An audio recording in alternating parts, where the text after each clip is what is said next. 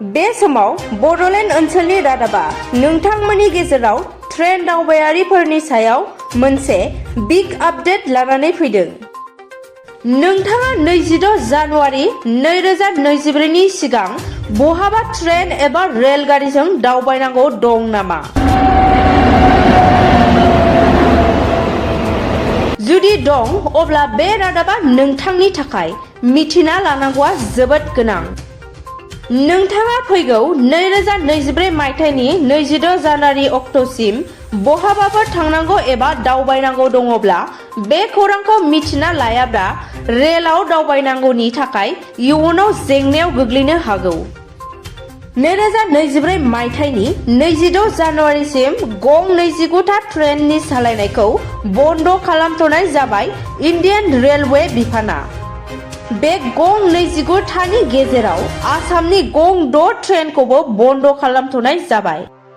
मानोना Indian railway एबा भारतारि रेलवे बिफाना गं 31 था ट्रेननि थाखाय ट्रेकफोरखौ सोलाय सोल' खालामनाय जादों। इन्डियान रेलवे बिफाना फोरमायनाय बायदिब्ला बेनिनो गं 3 ट्रेनफोरा गोदान लामाजों खारनायखौ जागायगोन होननानै मिथिनो मोन्दों।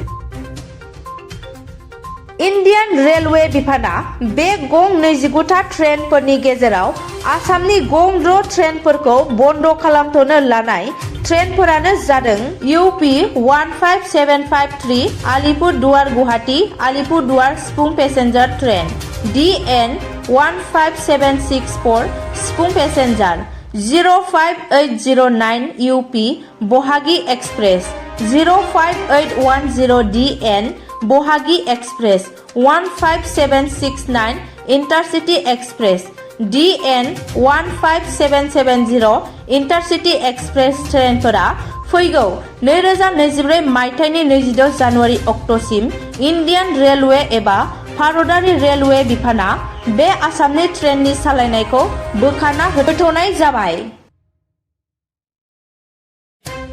मिथिनो मोननाय बायदिब्ला कामरुप एक्सप्रेस ट्रेन, ब्रह्मपुत्र मेल बे गंनै गोदान ट्रेनजों खारनाया जाथ'सिगोन होनना फोरमायथिना होनाय जादों इन्डियान रेलवे थामहिनबा भारतारि रेलवे बिफाना।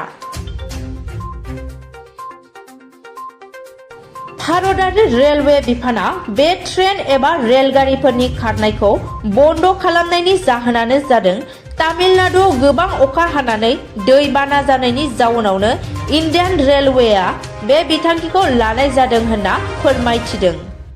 आरोबाव इन्डियान रेलवे बिफाना फोरमायथिना होबावो दि फैबाय थानाय समफोराव गासिबो भारत हादरनि ट्रेन खारनायनि लामाया सोलाय सोल' जासिगोन होनना।